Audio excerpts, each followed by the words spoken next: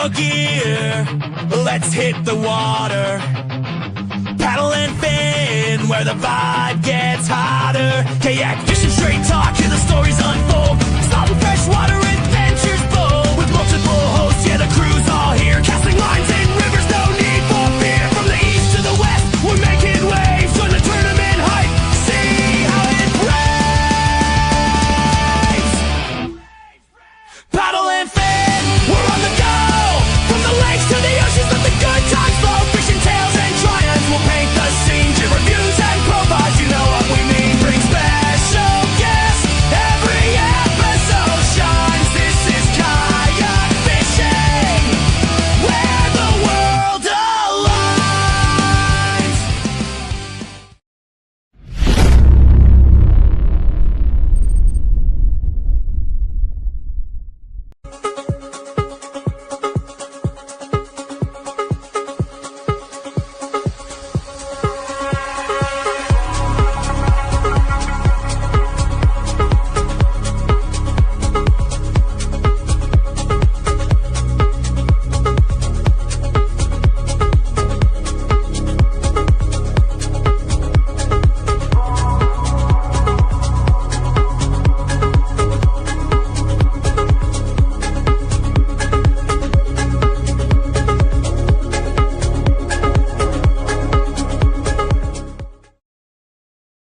What is going on, everybody? I'm your host, Adam Prost, and I welcome you to another episode of the River Run Podcast. And this one, we're going to go back a little in history here on this episode.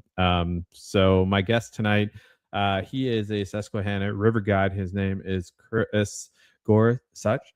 He is not only a river guide, taking out loads of people for chasing smallmouth on probably one of the biggest smallmouth rivers in North America, but he wrote an article on the origin of the smallmouth story. And before we dive right into this, I'm just going to give you a little run through.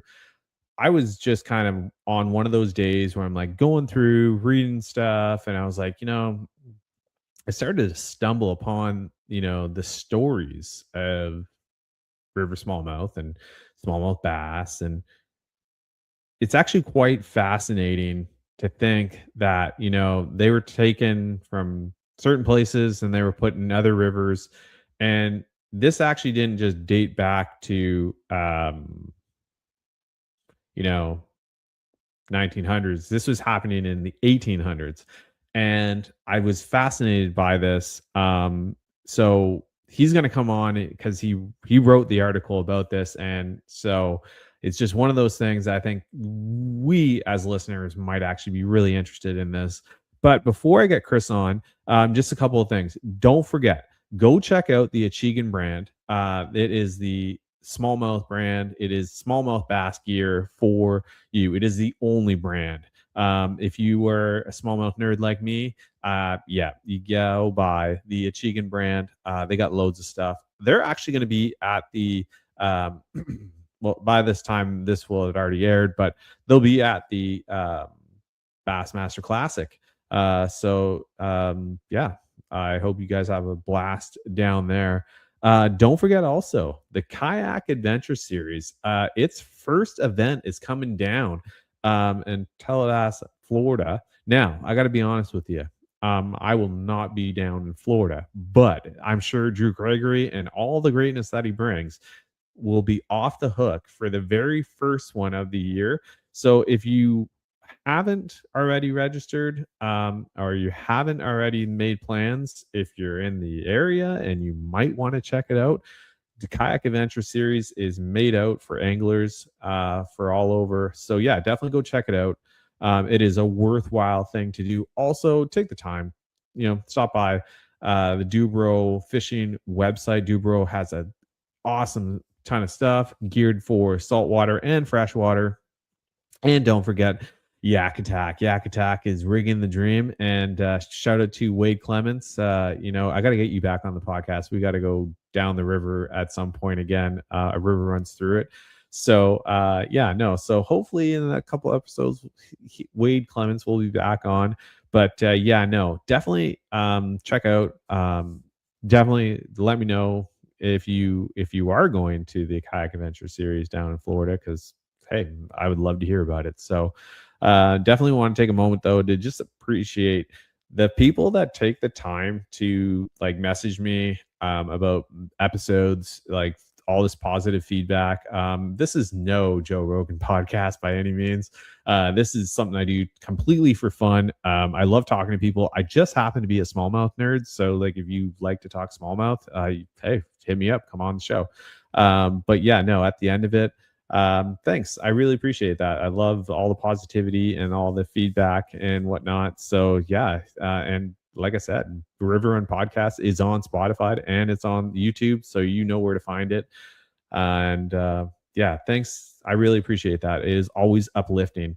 Okay, so I just want to welcome to the show Chris Gorsuch. Chris, how's it going, man? It's going great, man. Well, I want to say thank you very much for taking time to come on the River Run podcast. And like I was saying before, like, and we were talking about this backstage, like I was really taken by that article that you had written. It looks like it probably about almost 2 years ago now. But before we dive into like the River Run podcast, like history lesson, I guess you could say, let's talk about you. Like, I kind of came across this, and like you look like, just judging by the background, and you look like you spend a lot of time on the water. So yeah, like you've been guiding like on the Susquehanna River for like how long now? I think this starts my 20th year. Ooh. I think this April starts year number 20. So 19 years. So I'm gonna say this is probably like a passion, kind of started out like had a job somewhere else, Yeah. angler type of thing. You know how it happens. You become a junkie pretty quick when Yep, you have 100%. success with something, and smallmouth make that success fairly easy. So I never saw guiding in my future. That happened purely by accident. But was an engineer as my vocation. Loved taking notes. Loved keeping logbooks. Loved pushing myself, my gear, my equipment. And so smallmouth just felt like it was regular. And I don't mind lake fishing. I enjoy it. But in Pennsylvania, there's not a lot of really good lake fishing at all. So where most of our smallmouth fishing is done on, one of 3 or 4 rivers.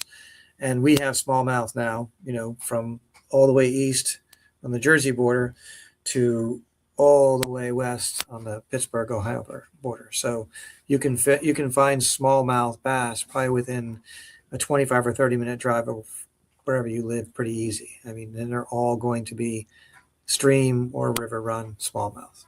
So it's a passion. And like I was saying, I think I've been writing for just over 30 years for magazines, and passion is a smallmouth, but you got to cover more stuff but than just smallmouth, even though that's my main gig. But you smallmouth fish, you run into pike and you become pike fisherman for a while, and you catch walleye and you become walleye fishing, especially when it gets so cold that the smallmouth don't eat as well as walleye do. And you get, sorry about that. No worries. Oh, it's time for a good phone call. Yeah. It's the life of being a guide, like I'm Yeah, sure I somebody's suppose. calling you. I usually turn that thing off. But in writing and doing seminars, I had a friend that I had 2 friends actually that were guiding on the river for smallmouth. Both were looking for someone to do some associate work for them, a guide a day with them, or double boat trip, 2 boat trips and things like that. And they pushed, and finally I relented and found out, wow, I really like this. I had no idea that I'd even like it, but I'm the kind of person who, when I guide, I don't like to fish. I'll show you how to do something if you ask a question, but I want all the fish to come from the clients during the day. I'd rather take care of the boat. And to me, that's fishing, because I'm fishing through them. I can say, oh, that was a strike. Did you see what your rod tip did? Or did you see how that worked? Did you see the fish chasing? That means we can start doing this. And I just love that aspect of it. So it just seemed like a natural fit between the photography work and the writing. And I fell into it. It wasn't something I had planned. When you it's funny how like in life, the way things go, you we're all writing our own story, you know what I mean? And like there's loads of blank pages that still need to be written, but like Right. when you think of your story there, like it's kind of like a passion driven, you know, like it was one of those things that, you know, you saw it as, you know, you went out and you fished because you enjoyed to fish, not because you were looking to, you know, make money and whatnot. And later on in life, you turned your passion into a career and you become quite successful at the same time on the river. Now, like, just curious, on the Susquehanna is quite a large river. Right. What branches do you or like areas of the river do you guide on? So I have a team of guys that work with me. We pretty much cover from Harrisburg east to the eastern side of the state. So, but for the Susquehanna, I fish the main area in Harrisburg from the Harrisburg area north, and then that's my springtime and fall time. Usually when we have during the cooler temperatures. When it gets hot, I chicken out and I run as far north as I can and still stay in Pennsylvania and be on the Susquehanna River. So in like mid-June through October, I tend to run up to the mountains and fish a smaller body of water called the North Branch of the Susquehanna. And I fish up there. It's a little cooler. You have a lot of mountain cover, so there's a lot more shade, a lot less, still a lot of railroad, a few highways, but it's not like, it's not like the concrete that we have around here that gathers the heat.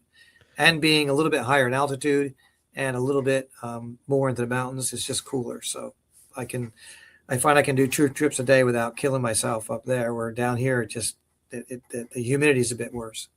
So. And so like, and I'm sure we probably share the same in the humidity aspect, because I know in the summertime, like up here, it gets ridiculous. And there's days where, you know, by 10 o'clock in the morning, you're already ready to just say, you know what, I've had enough for today. You try to beat the sunrise, you know, So and I'm sure with guiding, you know, you at the same time, you're taking people out. So that's a great thing. It's in like right today, we did 6 hours of, looking for bass, and tomorrow we'll do 6 to 7 hours looking for bass. And then next week we start our season. But when I go up there, my routine changes. Instead of doing, 6 or 8 hour trips where all hours are consecutive, I'll do these evening morning split trips. So to your mentioning, it's funny how you mentioned that, but to what you mentioned, it's just too hot after 11 o'clock in the morning to fish, and it doesn't get good to fish anymore until 5 or later. Yeah. And those are the best times to fish, but you have the 11 a.m. to 5 p.m., those 6 hours of just not the best hours to be on the water in the dog days of summer. So what we do is we have clients come up and we provide or give them access to either lodging for hotel stays or lodging camper rentals. Where we launch out of it's a private campground, and the gentleman who owns it, he rents campers out. So what we do is, if let's say you come in on a Thursday around 2-3 o'clock, get yourself settled in around 5 o'clock. We're going to go out and we're going to target fish between 5 and 5:30. As a start time, and then we'll go to dark so that you get the coolest part of the evening. You get the sunsets, you get the top water bite, you get that insect action that happens at only that time of the day, and you get to see nature from at a different piece. And then you come back, you burn a few burgers on the grill, maybe have an adult beverage or so, go to bed. The next morning at daybreak, we're back at it. And we're going to finish out the hours that we need. So if you're looking for a 6-hour trip, it might be 2 hours in the evening and 4 hours in the morning. If you're doing an 8-hour trip, it might be 3 and 5, so that you don't have to go past that 11 o'clock time frame. And a lot of people like it because, like I said, you've got the best 6 to 8 hours on the river that there is to fish. Cool. It's cooler. It's not hard on your body. And it doesn't feel like you're trying to kill time. As a matter of fact, because it's 2 short trips, it goes by so fast. It's like, I can't believe that was 4 hours. Wow. And I got to say, like on a guiding aspect, like that's actually like really well thought out. Like it would actually your plan to me It's sounds different, right? like it's for the client. You know what I mean? Yeah. It's not just like, okay, get in the boat, let's go. Oh, it's too hot today. Sorry guys. Like it didn't pan out. Where this is like it's giving them And the it hits people experience. on so many different levels. And let me explain. So let's say that you're a really experienced person, but you want to see different techniques at top water, or you want to see some different morning techniques, or what we're doing as the sun climbs, as you move off the bank and into deeper water, or better cover for those fish because they don't like the sunlight any more than we do. Or you could have someone who has wants to take their wife with them. They're really not sure that the wife wants to be on the water for 6 hours in a row. Mhm. So they could do, a 2 3s or a 3 and a 4 evening, morning. And then, just for kids, if you want to introduce kids to it, it's just such a great time. And that summertime generally does not necessarily mean the biggest fish, but boy, it means usually a lot of fish. So you're getting people who either want to find techniques to find the big fish when it's really tough, or you've got someone that says, I don't care how big fish we catch. I just need to catch a lot of fish because my 9-year-old or my 8-year-old needs, a fish every 10 or 15 minutes to keep him busy. Yeah. And so that's something that you can do relatively easy in the summertime, especially if you're fishing those core hours, that first light, last light, and you break it up. And they don't pay any different than it would be if they took all the hours together, but you don't have to suffer the heat of the day. So it's just one of those things. I think it was better for me. It was a way to, make my guide service a little different than everybody else's. And I probably do 90% of my trips are those split trips from mid-June to mid-October. It's a well thought out plan, and at the same time it's really there for the client. If you no need to suffer through the heat and you're miserable, and why not break it up? Fishing should be fun at all times, right? It should be fun. So plus at the same time you probably build a bit more of a connection with these people, because if you're going to be there the night, you guys are probably all able you're going to have some campfire moments, right? I consider myself the guy who delivers coffee in the morning, right? Because that's usually what the first thing they forget, right? They have all their fishing gear, but I didn't bring any coffee. So I always have those travel mugs, those disposable travel cups and stuff like that. And I deliver the food and give advice of where to go to food if you don't want to cook at the campground, if you want to go out to eat. And sometimes I go out with them, but it just, like you said, they become your family, because I have people now that are in their 90s that have been going with me, since they were retired, or people whose grandchildren were 8 or younger, and now they're literally out of college and starting their own vocation. A couple in the field, right, in either the fishing field as a charter captain in the ocean, or someone who's doing WCO work, patrolling the waterways and stuff. So it's great to see. It's great to see the families. It's great to see the kids. Listen, I have nothing against video games, but I really like it when the kids are casting. And I totally agree with you. It's my son, he loves video games, but he is a diehard fisherman. Like, we've gotten past the part of going out there and being like, Dad, we're not catching anything, to like, okay, I'm going to try this now. Okay, let's go over here. Let's do this. And it's like, I like fishing with this little angler. He's not so little anymore. He's, going to be 13 this year, but my daughter too, she loves coming out fishing. But it's one of those things. You're creating those life moments, those memories, and people just will never forget it. And also at the same time, people are going to remember, and you'll most likely be the first person that they suggest when somebody says, I would like to go out and do some river fishing. Maybe I should go out with a guide. And it's like, well, I know somebody.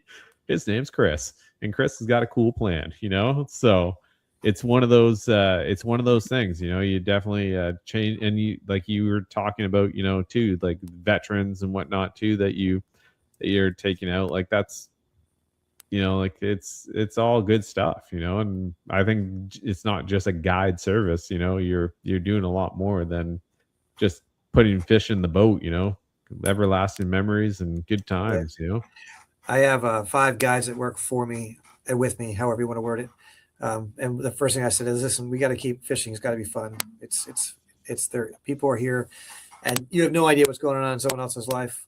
you have no idea what's going on, but you can kind of control what's going on in the boat. So, Yeah. like I'll see parents, because parents want their children to always be in their best behavior. And I understand that, but kids are kids.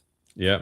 So if they want to go through my tackle box, or play with soft plastics, if they want to look at different things to throw or make suggestions on what to throw, sometimes just giving in and allowing them to have success on the lure that they picked can be more important than the trophy bass that they caught.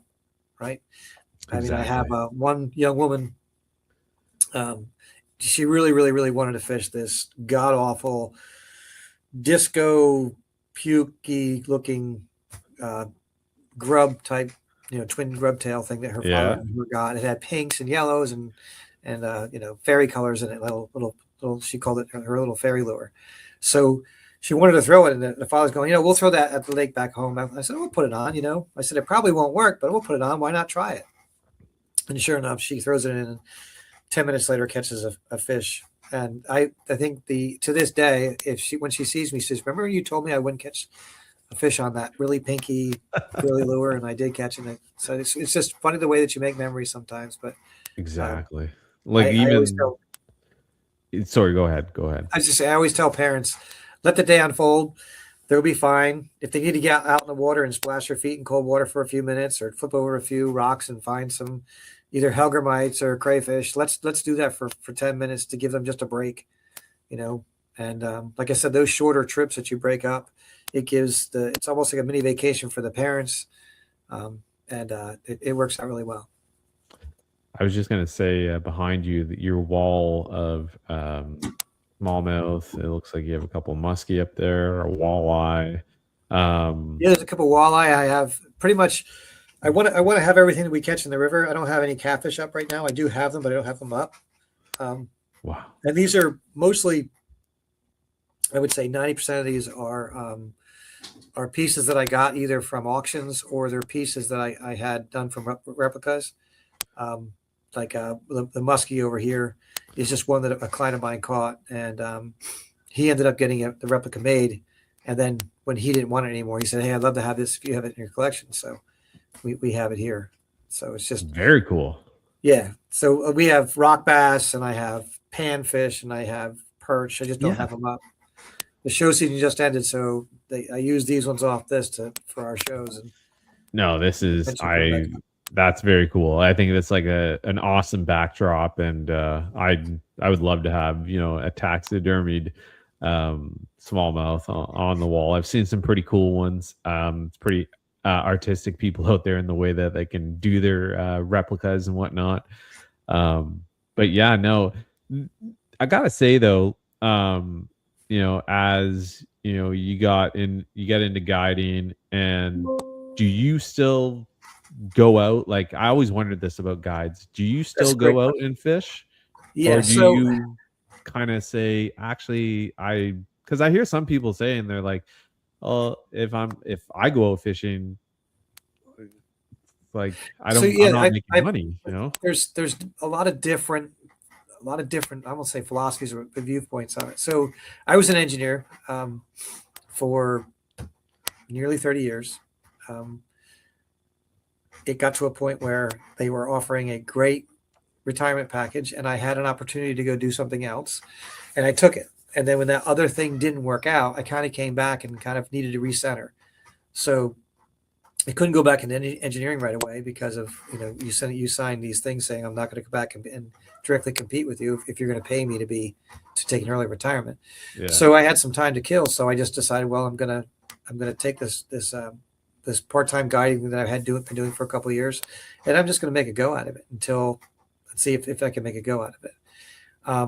And people, throughout the years, like you said, there's hundreds of clients and hundreds of days a year that you're on the water, and people say to me, are you bored of it yet? Are you bored of it yet? And I think because I don't fish while I'm guiding, right, it kind of separates the fishing aspect, which I enjoy doing that, the breaking it down and the angling and helping people with rod control, or, what did I do wrong in that? Well, you might not have done anything wrong, right? Just sometimes fish come off. But the idea of rod position, setting position, different types of lures, different types of rods, different types of lines and why we use the rigs we're using. And there's just so much to talk about, and so much that they might have questions on boats or kayaks or paddles or trolling motors or electronics. And it's just, there's enough going on that I don't have to take that fishing line in there and catch a fish for myself to enjoy my time in the water. Seeing somebody else catch it is actually truly rewarding.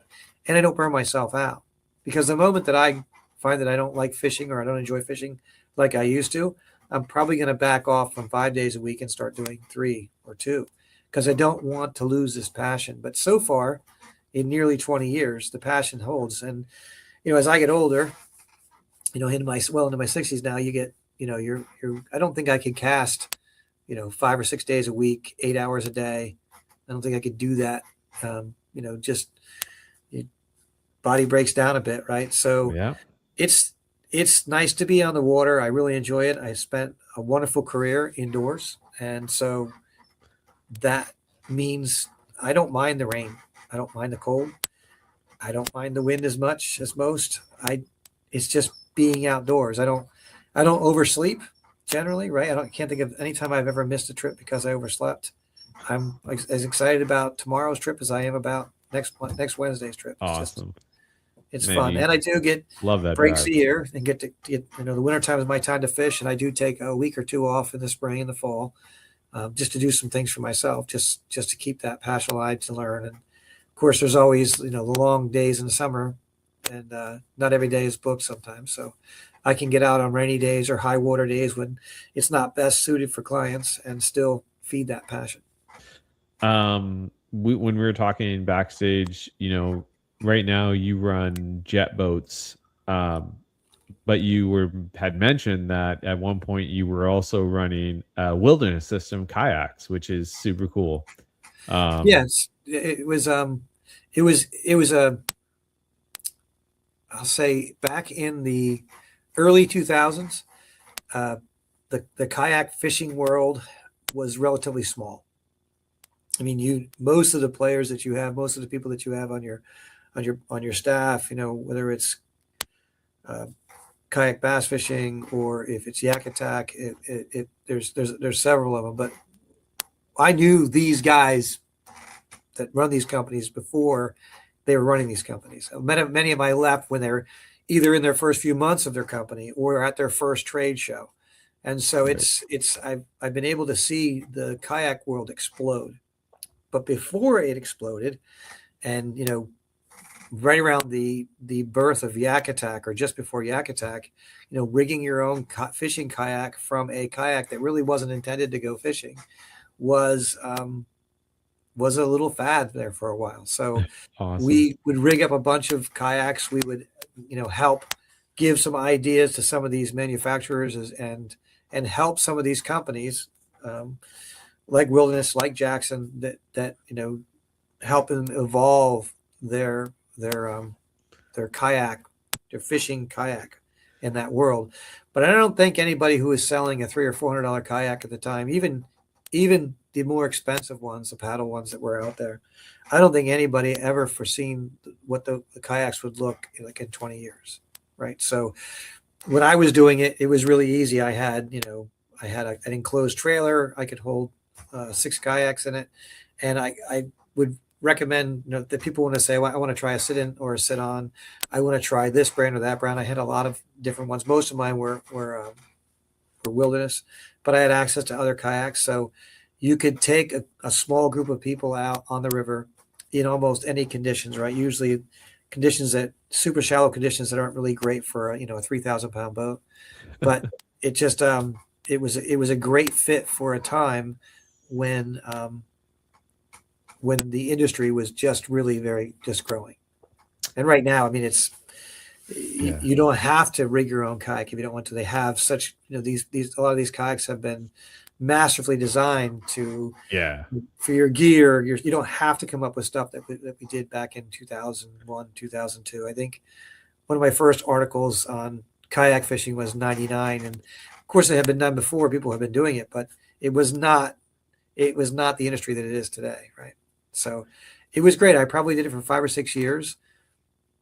And, as as the jet boating trips got more popular and people started to buy their own kayaks, it got less popular, I think.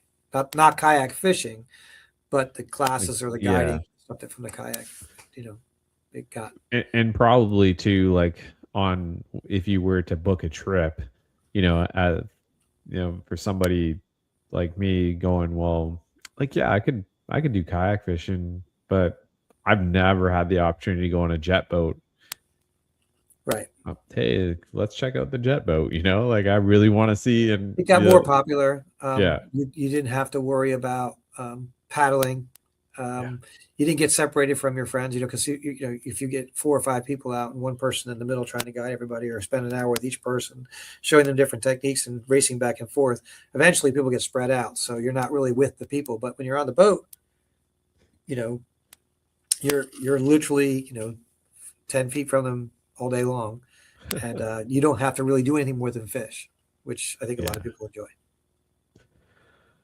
Now, I think I kind of want to get onto this article that you wrote, because I have questions, but the origin of a smallmouth story is it's pretty interesting, because when you look at smallmouth in general, like there's a lot of places that see them as more of an invasive species. They're not actually native to that system. Not to a lot of them. And when you think of that, you go, what? Like, what are you talking about? Like that totally, like, of course that no, they're not. And in this article, this idea that they began to move smallmouth throughout, but they're using the railway and whatnot, and putting them into these systems now today, such as, from, Virginia, West Virginia, Maryland, Pennsylvania.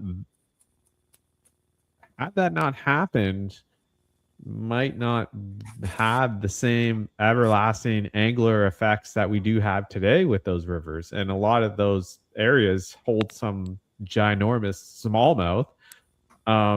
But yeah, like how did, like, I'm just curious, like, how did this all come about for you? Like, just to go, and this is like a really interesting article, because, when you think of articles regarding fishing, you think of lures, tackle, techniques, gear, but actually the history side of it, and, the father of fly fishing, who really continued it all the way through the 1800s, I think it was. Yep. Very interesting. Very interesting. So yeah, it's and what's really interesting, and I think you brought it up too when we were backstage, is that there's a story for the Delaware and the Susquehanna, how they're kind of linked, and the Potomac River, and how the Potomac River and the Susquehanna are kind of linked through this smallmouth world. And then you were telling me about the origins for it in Canada, right? So I think there's quite a few places, but I think people didn't realize now, because they're everywhere and so easy accessible, that it was when they did the canal systems, and that intentionally and unintentionally brought smallmouth into other flows with these canals, because anything the canal touched, then these things could get there. So the Great Lakes and the Ohio River were originally the main bodies of water where these fish were, and the French settlers, as one of your backers there, Ashigan.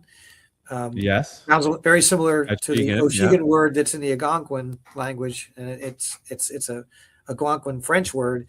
And when the settlers were asking about these fish that were in the Ohio Basin and the Great Lakes area, I think it was the Algonquin Indians used the term Ashigan or Oshigan. Oshigan, yeah. And so they have it literally penned in some of those historical books that this particular black bass is what the Indians called the Oshigan. And that's not what they were calling the fish. They were calling its tenacity. It's fierce. So I think fierce one. It translates as fierce one. So I've seen it spelled a couple different ways. I don't really know how they pronounce it, but I could just see settlers or trappers, coming and the excitement that they had seeing them, and then the Native Americans that are telling them, hey, this is what we call these things, or this is a word that they wrote down in their book for this particular fish. To me, in my mind, I see it as one of the first smallie junkies that were out there. And then as you go through the history, and you with the rail lines coming into play, where they either took over the work that a lot of these canals were doing, or they worked in conjunction with them. A lot of the travel was now a big thing, not just travel for industry, but travel to get from point A to point B was now much, much easier. And a lot of these railroad workers were people who also found out that they really enjoy fishing for this, and wouldn't this be great if I had these things on our home waters? So there's a number of those stories too, where railroad workers were also involved with bringing smallmouth, from the border waters of Canada and New York, all the way down into some of these lower 48 So that didn't really have them. The St. Lawrence River was considered one of the native homes for smallmouth. I would have to look into that. It probably won't be very hard to find, but it No. certainly opened it up to smallmouth because of its flowing, right? So Yeah. having the St. Lawrence flowing out of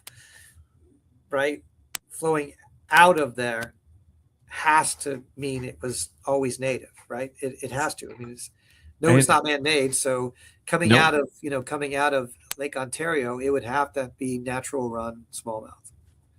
So when you go back and you think of these French settlers, and they've come in, and these Algonquin indigenous native people are like the fierce one, and you go back and you think of the tackle that they had, or you think of just the idea that they had spent all this time traveling and probably had never seen a smallmouth, because in being in Europe and whatnot, now to come into this completely wilderness system and you have smallmouth, and you begin to have railway workers, because I believe they even took one of the smallmouth.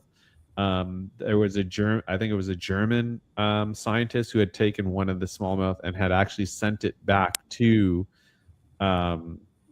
Europe, and they had I guess they dissect this thing, meaning that it was different from a largemouth bass.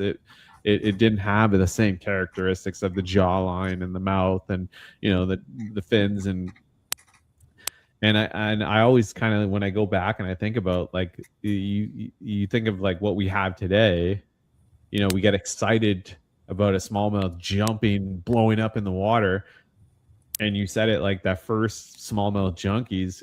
Well, I think about how quickly I got hooked, and I was just thinking how quickly these guys got hooked at the end of the day, and Can you imagine having some kind of non-stretch line? Yeah.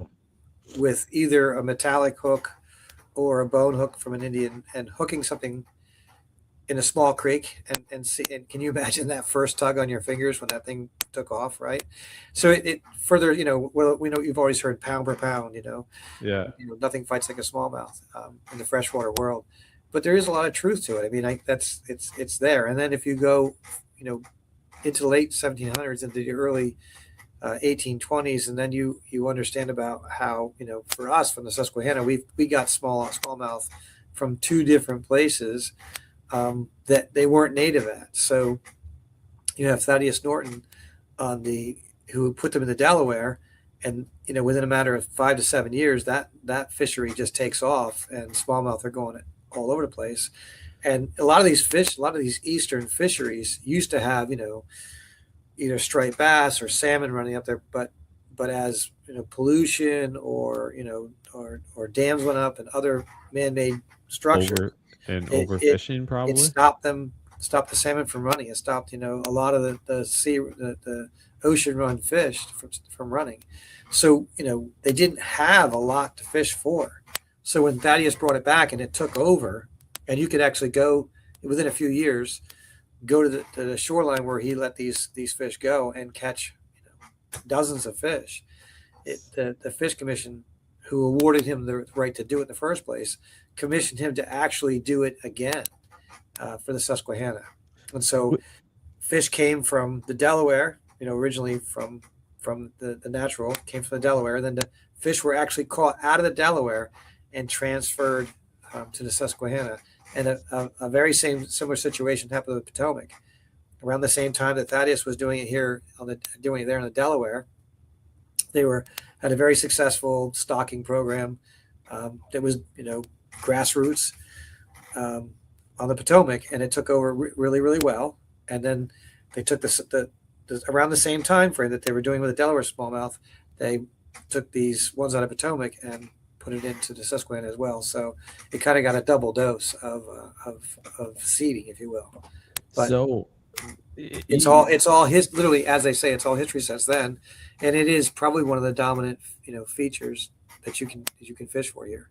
We have a great catfish population, the channel cats, and maybe 20 years ago, some purposely, accidentally, unknowingly leashed upon us the flatheads, which we thought would be very devastating to the smallmouth. I was one of them.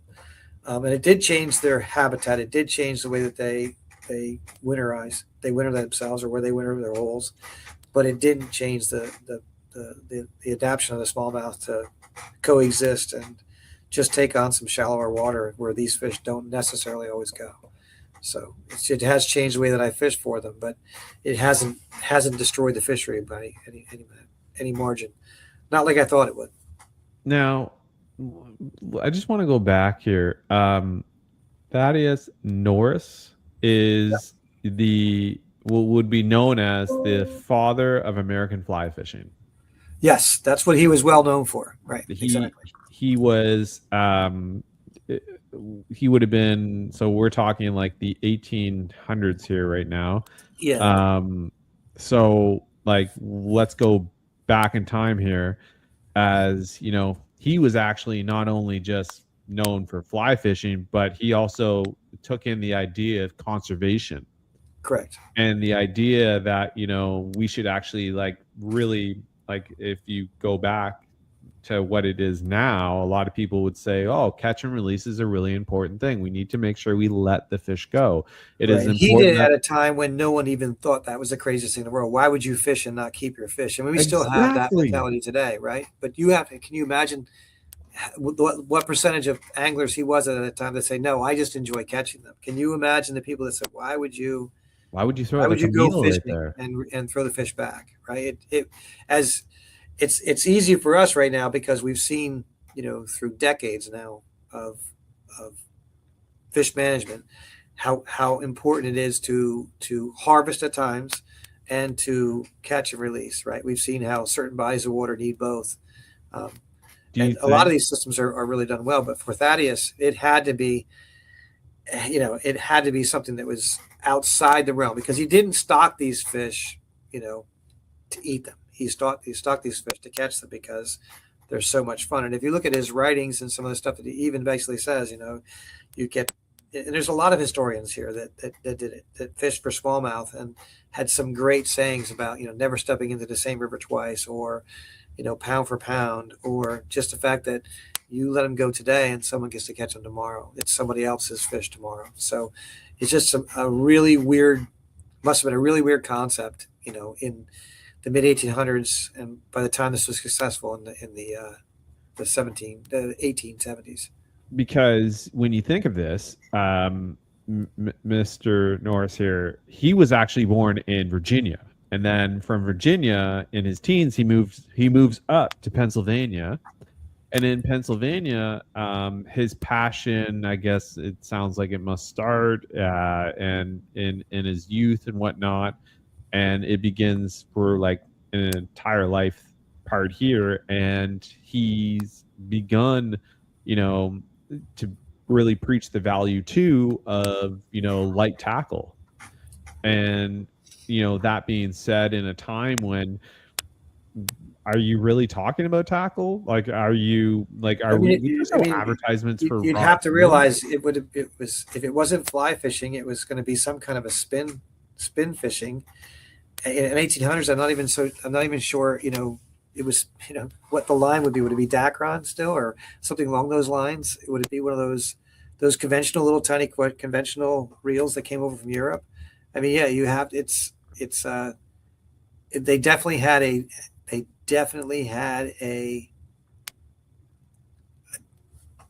different hurdles than we have today. Yeah, because like when you think of today, like you could go to the gas station and you could pick up a lure. You like back then. I'm assuming you like like Listen, uh, it's changed in the last 50 years, let alone when you look at it, yeah. for it to be You could literally get on your 200 phone plus right years. now and go on Amazon and you could have it delivered to your house tomorrow. Where, in the 1800s, if you weren't, I don't know, if you're fly fishing, I assume you're probably using very much so natural things that you actually have to go out and work for. Or if you're fishing with something in a live minnow sense or whatnot, you'd had to catch it first. It's interesting that somebody begins to preach the idea of lighter tackle. Like it's in a time when you're fishing to eat, you're not fishing to catch and release. And God for Exactly. knows, you probably had to sketch a photo at that time if you were, if you, Yeah, you there know, was no cell phone, that's for sure. Yeah, it's very, very, very interesting, how the sports we enjoy today, the catching we enjoy so much today, is really comes down to a few people were so bitten by this bug that they had to have these in their backyard. I mean, I can remember fishing a lake in New York, um, Oneida Lake, Oneida, yeah. 45 years ago, and really not knowing much other than I wanted to catch fish, and I knew that they had a lot of bass in that. And I remember coming into the shore, on a rowboat, and the guys in these, walleye boats were coming in and saying, "How'd you guys make out?" And we got like 30. And they go, "We got 30 walleye today." They go, "No, we got 30 smallmouth." And they looked at us and went, "Why were you fishing for smallmouth? Like, they don't taste good. Why would you fish for those?" So I understand, just from even in the evolution over the last 5 decades, how much of the sport has changed, how much the smallmouth has changed from being they literally went from a trash fish, to a fish that is targeted by professional anglers, right? It's a Yeah. trophy fish. It's a Bassmaster Classics, game you know what I mean? species, right? It went Yeah. from literally being a trash fish, to being purposely stocked in a lot of these places, and and thriving. I mean, I would say that the smallmouth population on most places that they were introduced is just thriving. I know that there are smallmouth fisheries in Maine now that they're just it was a super cold water fishery. They introduced them. They took off. They did really good. And because our climate has, it goes through cycles and is changing, it's a little warmer up there than it had been. And the largemouth are taking over. And they're actually doing just the opposite of some of the southern states, where they're now looking at this largemouth as being the invasive fish in the water that they don't want. They want to keep it a smallmouth fishery, and they don't want the habitat being taken over by these largemouths. So, there's a couple of these on the St. Croix flowage where they're literally telling people, you cannot release these. If you catch a largemouth, you cannot release them. Take them home for I don't know if dinner. it's still going on, but to me, that's the furthest thing in the world, because most people were so largemouth centric that small. Like I said, smallmouth felt like it was a grassroots effort. Well, and another interesting part too is that Thaddeus had actually taken to fish management practices. Like he went beyond rod design. He was, even though he preached about catch and release, but to take it to, the commission, I think it would have been, and to say like, hey, like we need to do something here. Like we need to stock, and to go from Pennsylvania over and bring in these fish and somehow raises funds with local fishermen to bring more fish in, probably knowing in his head that these fish are probably going to be released and they'll be caught for most likely food. Right. It wasn't like they stocked thousands, and it wasn't like it was a short trip to get them here. So, bringing them here on a railroad car in those old-fashioned milk jugs, and literally ladling, ice on top of them to keep the water at a certain temperature. It's not like it just the complexities of making this work. Not like a live well. Not a live well, right? It's their ability to do that, and then for the state to adopt a lot of the practices that they did there. For a while, Pennsylvania had a railroad stocking car, and they actually had people on there that would actually ladle the ice onto these things. Just crazy, just that was actually a job, that was actually something that happened. And it like I said, we have a lot to thank Thaddeus for, because was one of many, maybe a dozen or more people in that mid 1800s, early 1900s that wanted to spread smallmouth into these things. And I think honestly, most of them that I've read were all done in conjunction or permission with whatever conservation department was operating within the state or the country. So they actually did this. It wasn't by guys at night doing it, right? Yeah, a few of them did it amongst themselves, but a lot of it was done with permission. And it's, like I said, it's one of the great stories in our rivers today, because what would be left if they weren't there? Exactly. And when you look at the Susquehanna Basin, the Delaware River, and you think back to the rail, and we were talking about this backstage, it wasn't until I had read this article and I'm going, there's a river I fish and there's a rail that goes right across it, and I'm like, I wonder if this would have been. And it's also when I was reading about, for instance, how smallmouth bass came through Ontario, and especially going northern Ontario and whatnot, they had obviously used the same tactics that Thaddeus did, using these gigantic, I guess the 15-gallon milk containers that they had stocked these fish in. And then throughout the rail, they would be put into whatever stream, river system it was, or lake. But, it was one of those things that you made me think, when I look at Google Maps and whatnot, because, as a complete river nerd, I'm always looking at new spots to hit and whatnot. But now I look even more, I'm like, oh, there's an actual railroad bridge this way here. And I never would have taken any idea to that. And then all of a sudden now it's like, I want to go back in time. What would this been like, in the 1800s? Would have that been a sight to see? All of a sudden this train just stops, people get out, and okay, this is the fishery, this is the river, this is the stream, this is where they're going. Because at the time, there was let's say in a 15-gallon milk container, it said there was somewhere between 450 to 700 bass, a variety of size, were placed in large 15-gallon drums. So that's bass from very small ones to all different sizes, all sizes. And then when they stocked them after catching them out of the Delaware years and years later to move them to the Susquehanna, they were much larger fish and there was fewer of them. But they did it in the same way. And we're not, like I said, very, very risky and manual labor, right, to get these things into these containers, keeping the water cold, keeping enough ice, putting them in a train car, shipping them, moving them from that train car and putting them on a horse and buggy, right, to get them down to wherever they were doing, going to stock these things into the rivers or different places in the rivers.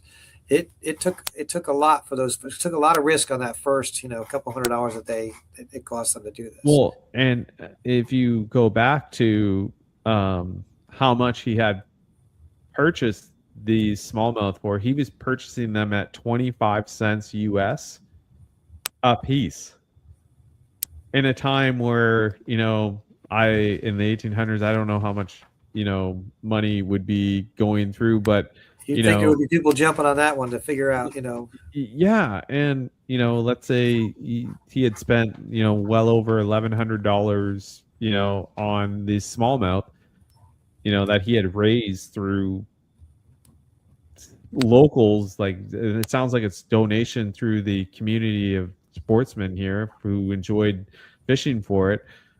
Like, it's it's quite an interesting It is, go at. like you said, it $1,000 then was a significant amount of money and a tremendous amount of risk, because you could get here. We've all tried to keep fish alive, right? Yeah, You could get here and you know, it a day plus journey, and they survived. Not only survived, but they thrived. And they naturally, just like, you know, from your kayak fishing, right? You find the water rises, and you find an outlet where there's clean water coming out of it. You can get the nose of your kayak in there. You know, if you can cast in there, you're going to catch something. So oh, for sure. they move into almost every little piece of river that they possibly can. And you know, there's seasonal ones, and there's also ones at home there. They actually call those bodies of water their homes. So it's interesting how they survive. Yeah, and One of the like biggest problems I have with these stories is people say, you know, why did you complain so much when you have like flathead catfish coming into the river, or when the snakeheads are coming in? And I try to explain, so there's a difference between, you know, not being native and being invasive, right? Or being introduced versus, you know, being introduced through, you know, fisheries biology, at least someone taking a look at it. An actual study. A couple of guys going, hey, we're gonna dump these things in here because they taste great. And you know, a lot of that stuff that happens by accident seems to thrive. I mean, look at the goby, right? The round goby that came in on the bilges of these ships, and it got into the canal systems, it got into the Great Lakes, and it got into everything. Mussels. Yeah, zebra mussels, and there's always the big fear, and it does change things. But you know, it's funny how it happens almost with or without. I mean, now, once it's here, it's there. Would you think, though, if you think of fishing pressure, okay, let's just back then, when people were, and I'm sure people still today, you know, it is legal to take a smallmouth home and eat it for supper. Like, there's, unless otherwise, like, obviously check your local listings. I'm not saying that it's all legal, but back then, you could just, you know, could you throw, you know, 5? Could you take home 10? Could you take home 20? You know, because this is your livelihood. Like, you need to eat. You know, where today, right? You know, we have limits. You know, you can track this history. I'm trying to think. I know that the creel limits for like trout and for bass are quite different than they are today, right? I mean, I think there was actually a time, you know, probably right around when the Fish Commission was actually formed. It was actually called something else before that, but when it was actually formed into the Fish Commission, it goes back into the 1800s when that's how far back they date. But I think throughout the years, they have made some small changes to where it was like 8 at 10 inches to 6 at 12 inches or 4 at 15 inches or whatever the rules that got changed, where the populations had gotten to the point where, you know, they could kind of say, okay, well, this is working, but I think 10-inch fishers, you know, we probably should make it 6 12-inch fishes for whatever reason they were doing it. But I've seen them make changes on bodies of water, even here on the Susquehanna, where if the population seems to be suffering because of disease or because of low young of year, you know, multiple years in a row where the spawn class just got destroyed by floods, they made some pretty drastic rules. And one of the rules we're still under right now, and they've tweaked it a little bit, but is where I fish on the lower part of the river, you know, pretty much from Sealings Grove all the way down to the Maryland border, you cannot harvest a smallmouth at any time of the year here. It's all catch and release. And other bodies of water that are smallmouth are most of the same regulations as the rest of the state. But for us, there is no harvesting currently. And once again, could you pay tribute right now to the father of American fly fishing, Mr. Thaddeus, who started this whole didn't start it. Maybe there was others that were part of this, but if you think of conservation as a whole, that's conservation right there. That people are saying, you know what, let's take a break. Let's give these fish a chance. Just over a week ago, maybe 10 days ago, we had ice on our river floating down the river, and so much ice on the shorelines you couldn't launch a boat. Today, I saw 2 completely full parking lots, not a trailer spot left on a Monday and a Tuesday. Wow. For people fishing for smallmouth, not fishing for walleye, not fishing for muskies. They were fishing for smallmouth. So there's pressure. When you have people taking days off in the middle of the week in March to go bass fishing, it's a statement. It's a statement to your fishery. It's a statement to how much passion these people have for their investment. Forget about being, fighting cabin fever because of a cold winter. But I don't think I would have seen this even 30 years ago, right? I just don't think I would have seen anywhere near this much enthusiasm about the sport. I think it's just going to continue to grow.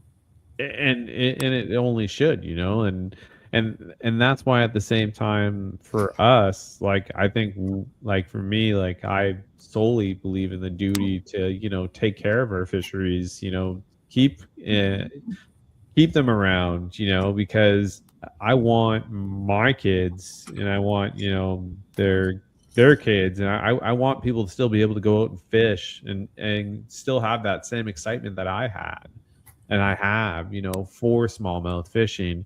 And when you think back to when you maybe first got into fishing, and you look at what it is now as a whole, like how much, let's say it's a solid passion, but you also see the world around us, and you see more and more of the, let's say we'll talk about pollution, disease, and all that going into these systems, and you see more people getting into it. It's that part where you can say, as an angler, it is amazing to see all of this, but at the same time, I hope that still, as humans as we are, we still cherish and want to take the time for conservation, because without that, like, we could just go and fish it till it's nothing, and then once that's gone, it's gone, and unless somebody's gonna want to redo what Thaddeus has done, I'd hate to see those. So something like, where we were just talking about, it's only catch and release, like that is, that's just so awesome to hear that, there are, fisheries, and I'm sure there's fisheries all over that are doing this, taking that in and making I think they do creel. I think most places do creel studies. I think they want to protect it, for a number of reasons, right? They want to make sure that the resource is there.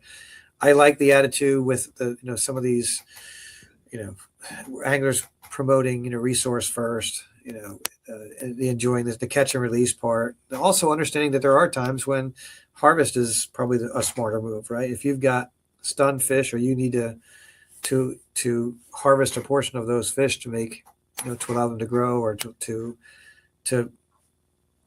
improve the fishery. There's times for both. It's not always, it's not always on one side. So I just like that there are. I mean, it seems like, New York really, really seems to have one of the better programs for fisheries management. I know that, Canada's pretty serious. Their WCOs are pretty serious about their fisheries. Yes, we are very serious. I'd like to, as nice as the story comes for Pennsylvania, I wish that Pennsylvania understood a little more about the smallmouth bass, because it's still one of those, I'll call it stepchildren, we're so trout centric here that, I think trout and walleye get the big the big billing as far as the Fish Commission when it comes to stocking. It's one of those are the two number stocking programs, right? And the people say we don't have to stock smallmouth because they're so prolific and they can survive, and they're and they apex do, predator. and they do. But it's just one of those things where, the way that Pennsylvania stepped in, 2012, and had smallmouth symposiums, and we're taking a look at some of the problems in the river and some of the pollution areas, and then looking at it from, the mollusks and a lot of the shellfish, and looking at true pollution and what might be causing some of these problems, and then looking at the Mother Nature and what she brought on us for early spring storms, and just doing the great work that they did, and still coming to an agreement that said, listen, we're going to protect this resource, and we're going to make it, set a moratorium that says no harvesting of these fish until the fishery gets to a point where we feel it can come back. And I've reaped the benefits, and I think people who, the size of the fish that you're catching in your home waters, but our it's probably only been, like I said, since the early 2000s, late 1990s, where finding a 3 and 4 pound fish in this river was probably not something you saw a lot of. You would always find that one fish that somehow got it through, and it was he won the tournament at 4.5 pounds. But people are regularly catching in tournaments 4.5, 5 pound fish. There's been some 6, there's been a 7. There's some really, really big fish out there that you just didn't see before. And that's just, it has to go back to fisheries management, protecting these fish, and people understanding that you put that fish back, it gets bigger. Yeah, let it grow. Let it go so it can grow. Like I firmly believe that it is one of those things that I feel it is important, for any fishery. But at the same time, you make a very valid point that it comes a time where harvest is, I think of like a cattle farm, like a bull, you know what I mean? Like eventually that one bull, it's time to go, like it's time for a new bull to come in and do his thing. And you think of, if you look back at like pictures, back in the day, and people have these like big stringers of smallmouth, and they're like, some of them just look like massive, like they're huge fish, and they're being taken home to eat. And if you think of even back in the day, in the 1800s, Thaddeus, when where he was getting these smallmouth from, and how big were, even if you go even further, if those French settlers were, were they just getting these, let's say 12, 13-inch fish, or were these like 20-inch fish that were just blowing up all over the place? Like, it's interesting to think about those things. And now, like you were just saying, like it's not uncommon at all to come across a 5 pound fish, where, earlier, you were lucky to get like a 3 or 4, right, on the river. I've seen it happen at a number of fisheries, and I'm sure you've seen it as well, where they're just, I don't think the St. Lawrence, at least not when I was a kid, the St. Lawrence was not known for, the best smallmouth water, in the Northeast. I just don't think it was. It was prolific, and it had a lot of smallmouth, but I don't think anybody 30 or 40 years ago would have anticipated that those weigh-in results that we had a couple of years ago on that river, right? That's they keep getting bigger every year, and right. The fish get even bigger. Like, right, some massive smallmouth have been caught. I think it was like 2024. I think there was a gentleman who caught he was on the U.S. side, near was it Waddington, or it was Watertown maybe. Anyways, and he had caught a gigundo small. Didn't think it was, hooked it, day tournament type of thing. Next thing you know, you just set a record.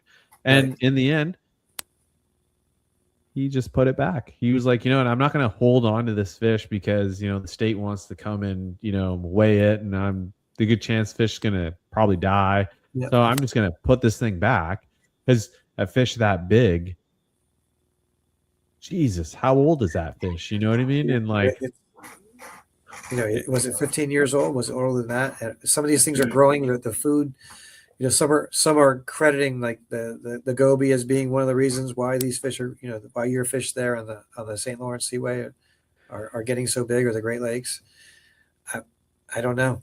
It's got to be something. It's got to be a combination of the environment that they're in, what they're eating, and again, just being protective. I mean, Canada protects the fish a little bit differently than New York does.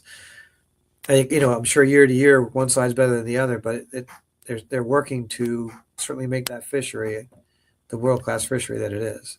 yeah, and like but at the same time, when it becomes a world-class fishery, it begins to draw a lot of attention, and that attention brings in some pretty big tournaments and tournament circuits. Like you'll have like the FLW come up to Messina, New York. Years past, you've had the Bassmaster come to Waddington, Clayton, New York. Yeah, no, it definitely draws. You got a lot of big bass tournaments on the Canadian side. The back in the day was Renegade. You have Fuel. Like there's so many that come through, and it draws a lot of attention. But it's at the same time, it's one of those. The St. Lawrence is one of those fisheries that will leave you pulling your hair out. Like it's right. Just like you have to really have to understand it. But and with the advancement, I think there's quite a bit of those fisheries, right? Oh, I'm sure. As soon as you think you got something figured out, that's when the bottom falls out on you. But yeah, that's fishing, and I think that's what makes it so frustrating and fun at the same time. But I think just chasing smallmouth in general, it's just such a fun challenge. You know what I mean? Like, and for a fish that can go many miles, throughout a river system, like that to me is just what makes it interesting to catch them. But at the same time, when I think back to like when Thaddeus had gotten this, catching smallmouth and moving smallmouth and whatnot, like really, like when you think to the size of fish that he was catching, or even just what was it like then? You know what I mean? Were they migrating as far? It couldn't have been. It could not have been. I think I think that one of the magazine articles I had read, it said 2 to 3 pounds, right? That was amazing. Some of the fish up to 2 to 3 pounds. And they had hoped that they would get bigger. To me, the most impressive part of it was that you could stock something on the shores of eastern Pennsylvania, on the Delaware River, and come back 3 or 4 years in that same exact location and catch, 5 fish per hour, 10 fish per hour. Just think of how prolific, that they must have just been thriving. Or the food base there, because there was no predators, the food base, whatever it was that just kicked these fish off. And then to take those same fish that they had, that they either had grew up from those canisters, or were born from an egg and were harvested 7 years later and brought, to the center of the state and stocked the Susquehanna. The story is just impressive. It's just so much could have gone wrong that first event. Just, well, and not being able to keep the fish alive, just there's so much that could have gone wrong. And you look at today's advancements in technology, like you're somebody who's obviously used a live well on a boat, but this isn't a lot. This is a this isn't jug with this isn't ice, filtering the water. Exactly. They were getting on a aeration. railway. They were getting aeration through those ladles and the ice, and it was a completely different way. Obviously, it worked, but just think that you probably couldn't have left these containers unattended for very long, and have these fish survive. I mean, they're not trout. Trout would be almost, I can't imagine trying to keep trout alive without without aeration. But as well as I do, that's a lot of small fish in a 13-gallon container, with just ice and a ladle and keeping the water aerated, keeping the water, cold to the temperature that needed. I mean, right now it's so much easy for us to look up and say, what's the optimum temperature for a smallmouth? When do smallmouth start to, be disease prone or when's it too warm for smallmouth? We could look that stuff up and find it. But back then, I think that there was a lot of trial and error, right? I don't think that they had, hey Siri. Exactly. Like, hey Alexa, I'm just curious. Right, exactly. And there was none, like, because really at the end of the day, like, the idea was to get these fish into these other fisheries. So your job was to, either make sure the ice is going, and then I'm sure everybody had a job to what they needed to do. Not to mention, you then had to get the fish to the actual river or the stream, wherever it was going to be put, which was a whole nother. And then you think of bass tournaments where they have live wells full of these fish, and they get to these weigh-ins, and now these fish are bellied up because there's mortality, right? There can be mortality even with all the technology, even with everything you have. Just the temperature changes, right? There's and even when things are perfect, there's a level of mortality. The fact that I'm going to say this, they raised all this money, and that the way that they did it, they went out there and got the fish, brought them back, put them in the river. I'm sure they had a lot of intelligence at the time and knowing exactly, knowing what to do. But I can't imagine that they had the wealth of knowledge we have now for these species, and it succeeded. So it's one of those things where the stocking programs, they really, I mean, and I don't think that the bass have been stocked since. Like, I don't think that there's been stocking programs on these rivers for smallmouth since. They've just done so well. Population we have today, it's ebbs and flows, it's like ups and downs. I think it's survived itself. I don't believe that it's not like walleye where every few years they revamp the stocking program, or they have, hatcheries that help, on lean years, help put brand new fingerlings into the river. To my knowledge, the smallmouth bass that were there, they have not brought in any more smallmouth bass. It's what they are. You could just wonder what the gene pool is like for those smallmouth, like how far they have come. Because even when you talk about the Delaware River, being that at one time, Thaddeus Norris had netted over 2,000 from the Delaware and Easton is my son's name, Easton, Pennsylvania, and transported them now to the Susquehanna. Like, that's interesting too. Like, he's netting 2,000 fish from one fishery and going and bringing them to another fishery. And I'll tell you that the fisheries are quite different, right, from the forage. Why they share some of the common forage, the fish is different. The Delaware River is a much faster river than the Susquehanna. It's narrower. It's a tad colder, and because of the flow, the smallmouth that survived there tend to be, a little bit more streamlined. They have huge tails for their lengths. Like, a 16-inch fish on the Susquehanna, is wide, right? And a relatively small tail, bigger heads on them, right? And if you look at the fish, they're just, even though they're exactly the same fish through the last, since the 1870s or whenever these programs took place in the late 1800s, the fish have adapted to the ones that survived on here versus the ones that survived on the Delaware. They still have the same barring, but their body shapes are very different. That's really interesting. I don't know if you see that on your areas or not, but the Delaware fish are long and lean with these massive tails. And the Susquehanna fish tend to be more lake-like, more football-like. They're by the time they get to that 2.5-3 pound range, they're much taller than they are longer. See, like up here, like we get more fish that are, I would say, like the football, you know what I mean? Right. Like, he's got more shoulders than he has length. Correct. And I was talking with a friend down in Virginia, and he was like, well, he actually said this. He goes, actually, our fish are longer. That's why, like, we get 20-inch plus fish, but they're not like they're not the shoulders to what you guys have. Sure, you up could in have a Canada. 22 or 23-inch fish that only weighs 4 pounds, right? Where that fish Exactly. on your body of water, we'd be pushing 7. So Yeah. it's just and it's not that the fish is sick. It's not that the fish is old. It's that the fish just has to fight different current, and it chases the food it chases for a living. Like on the Delaware, there's a lot of moving forward. We have shad fry, we have emerald shiners, we have, all the daces, the darters, all the blunt nose suckers. We have, they're working for their food. We're on the Susquehanna. There's, emerging bugs. I mean, every night there's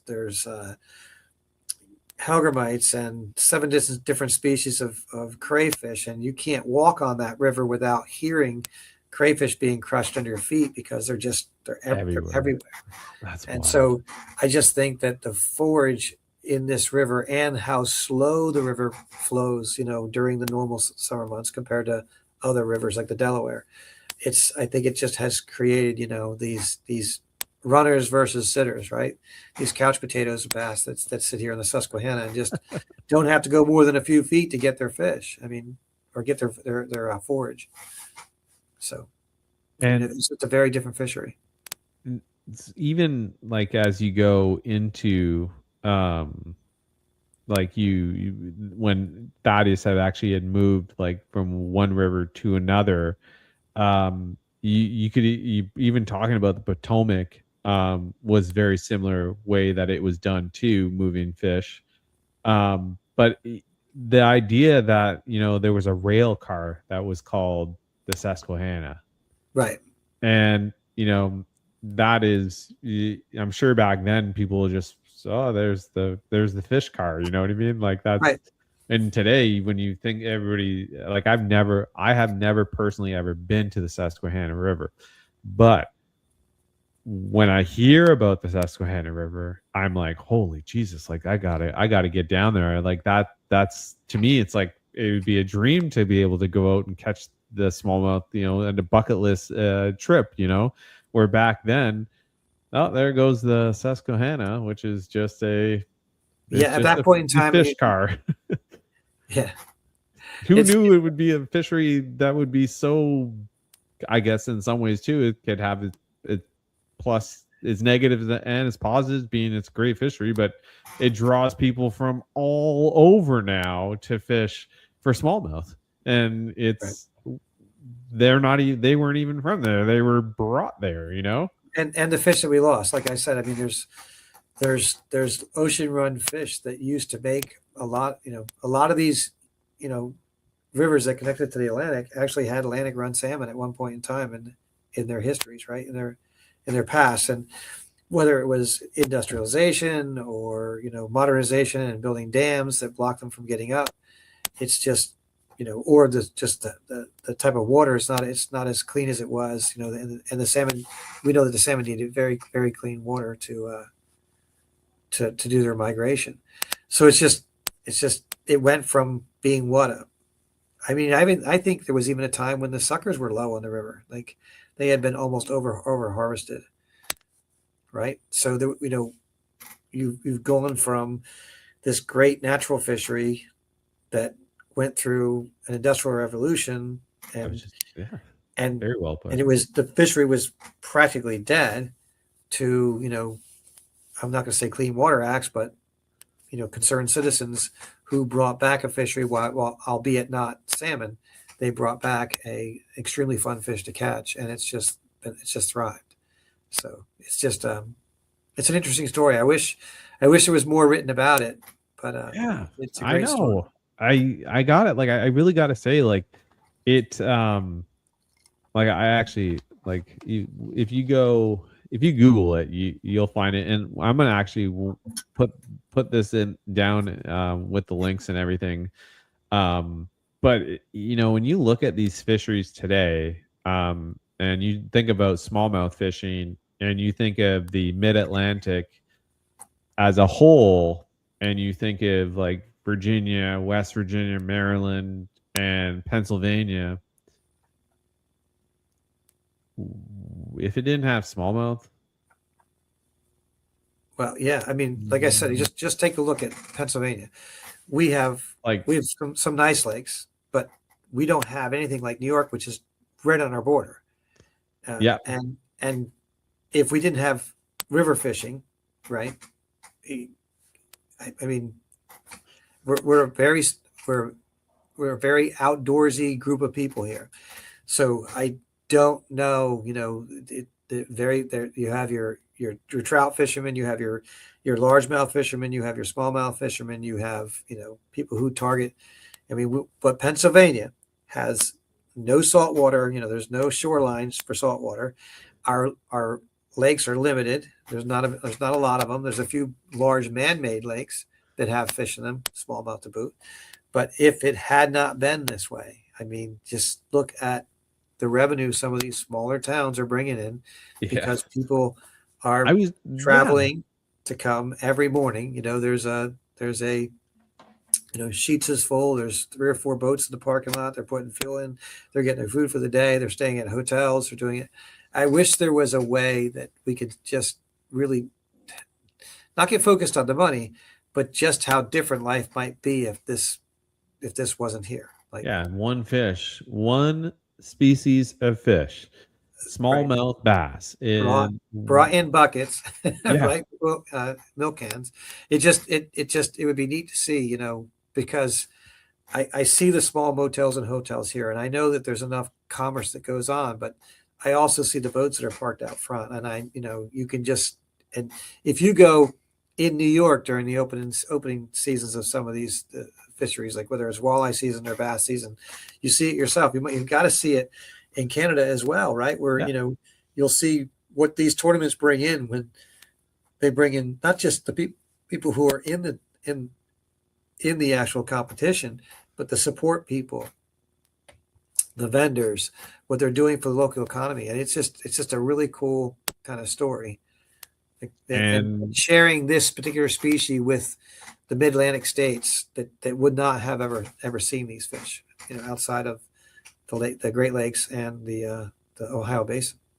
And to be fair, like I think of the people that I know in these states, and I would go, I don't know if I would have crossed paths with them if I Oh wasn't no, a smallmouth enthusiast. Now, would I sat down and talked with you, Chris? Like I don't know, because I don't know if I would have had a podcast that really is geared for river fishing and smallmouth talk. You know what I mean? Like so like when you think of I could only wonder what Thaddeus Norris is really like, if he's looking down on all of us today, and he's looking at all these fisheries and really what he's started, there's a lot to be said, and I think it's a lot of these fisheries and those states and its story is so interesting, and I'm sure and if anybody else has any other stories, regarding any of this, send it my way. But yeah, no, I think it's just one of those super interesting topics, because as we talk about tackle, jet boats and kayaks and, the next best lure, the best rod. all fun topics. I like that stuff, but sometimes I kind of want to understand why it is what it is today. You know what I mean? Right. And that you could, if you just take a look at fishing line development, rod blank development, the history of some of these soft plastics, and I just know that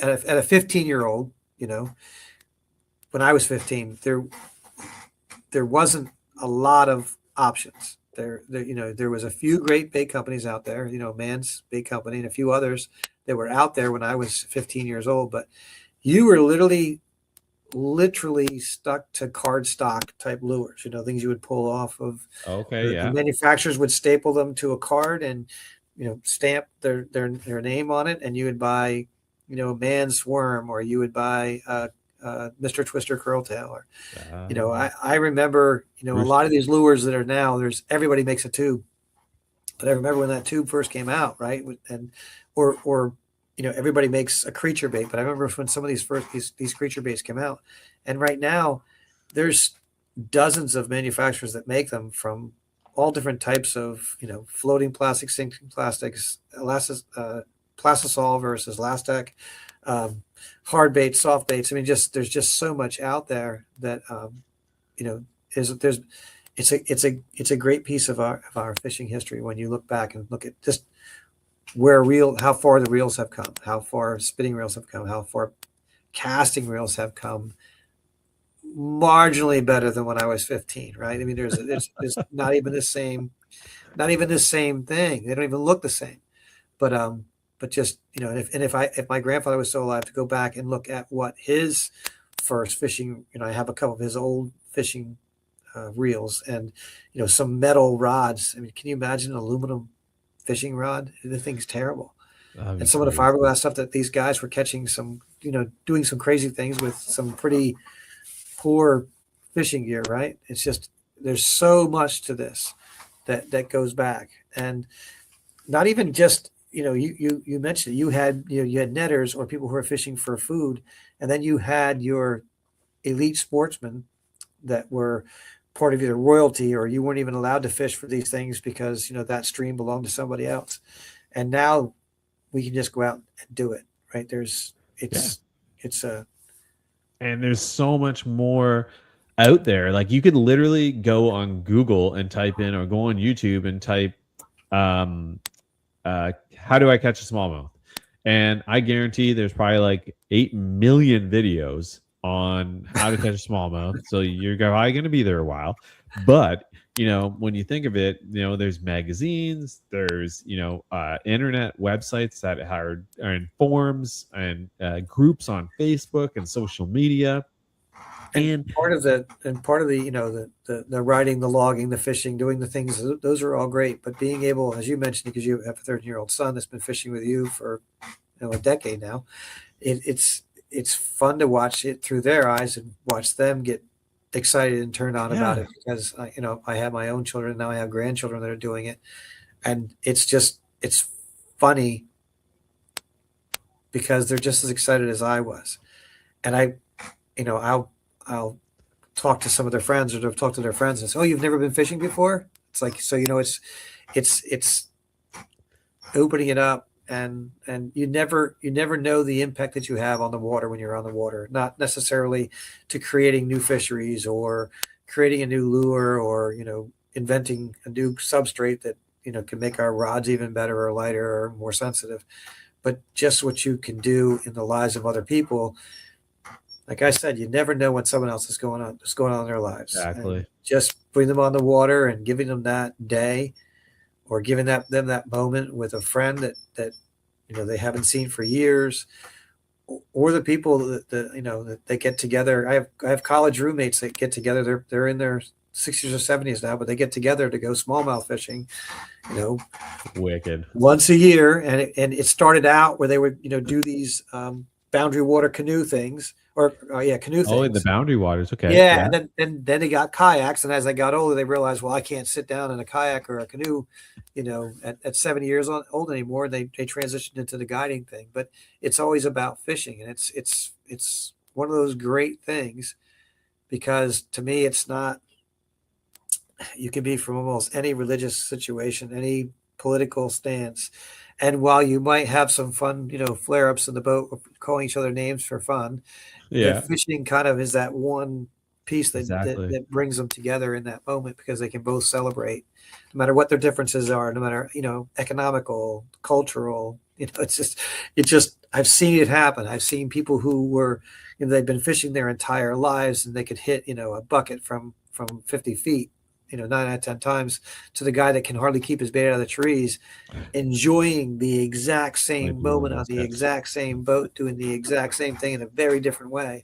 Yeah. And it's just amazing how it does it. And would we have that opportunity if it wouldn't have been for somebody like Thaddeus that said, you know what, I think I want to do? I think I want to take this pretty hard, pretty big chunk of money and risk it all and trying to get some of these fish into this river to see what it does. And there's no way could have bettered, like, what a selfless act to actually go and say, you know, I could have taken that money, and at that time I could have been very rich. So, and then instead I'm going to go and invest it into these smallmouth at 25 cents a piece, and I'm going to put them on a rail car, Yeah, and I and think I'm going to move them. go back to that thing. And I'm sorry for cutting you off, but just the whole thing that culturally, stocking wasn't a huge piece. I mean, yes, there was a little bit of stocking, but we didn't. The fisheries management wasn't what it is today. The idea of being able to get these fish here, there had to be a significant amount of risk and a lack of knowledge, but just enough to get them here. But can you imagine getting the investors, getting the people to do the trip with you, having people, standing ready to, hey, we got to get these fish in here, and it's just a smallmouth. It's just these fish that, Back before contracts, it was all just a good handshake, Yeah. But it's just like you said, it's an interesting story, and I'm thankful that it happened. But and I remind people when they hear that railroad sign, or they look at pictures of where the canals used to be, or you're now walking on Canal Pass, or you've got rail paths, and canals are still, they're not functioning anymore, but they're still, a lot of the canals are along these rivers, or there's a piece of them where there's a piece of historical placard that shows what this canal does. Without those canals, without those railroads, without that whole piece, it would not have shrunk not only shrunk the country or countries, right? Yeah. It made commerce and travel and everything else much easier, but it also brought smallmouth to everybody, because you'd have had to travel. You'd have had to travel to get to them. And a lot of the lower 48, not everybody's connected to the Great Lakes. Nope. And now, thank you for Thaddeus Norris, that, when you think of it, a lot of the lower 48, you're connected by what? Smallmouth. You know what I mean? Like, there's a path. Somebody has a home there, talks about smallmouth, got into smallmouth fishing, comes up, and this story like this. Chris, I want to say thank you so much for stopping on by the River Run podcast. I really appreciate this. I like I said, I was really taken by this article. This is, I always love history, and this being a really interesting topic. And like, if you have any socials, anything, let people know where they can find you. I'll make sure to add all that in the description down below. But take it away, man. Listen, I don't need to sell anything right now. I think I love the podcast. I love what you're doing. Thank you. It's about getting people on the water, and there's, pretty much you have this in your backyard, courtesy of those, those people who put them there for us. And whether you get a guide or get a kayak or have a buddy who can take you out, the important part is to give it a try. If you haven't done it before, give it a try. It's a lot of fun, and especially for you do not have to be an adult. You do not have to be super knowledgeable, and as you mentioned, you don't have to put a lot of money into it either. You can go to a lot of local shops, and they can help you get set up and have a day on the water with your kids or with your family. Yeah, and at the end of the day, it's all about having fun. It's all about getting out there, and that's how you create memories. And memories are everlasting. And this passion for smallmouth fishing, just like Chris and I don't think I would be sitting here having a conversation with Chris if I didn't learn anything about this whole idea of the American fly fishing father of Thaddeus Norris had done, back in the 1800s. What would it be today? It's always an interesting one. But yes, my guest tonight, Chris Gorsuch, is a Susquehanna River guide. I appreciate his editing, journalism, and also a fantastic article, which I will list down in the description, is The Origin of the Smallmouth Story. You'll be able to find it there. If you haven't read it, check it out. It's a quick article that was written back in April of 2024. I'm a little slow getting to it, but at the end of the day, I'm your host, Adam Pross. This is the River Run Podcast. And don't forget, you can check out the River Run Podcast on YouTube. And it is also on Spotify, which you're listening to now. Drop a comment anytime.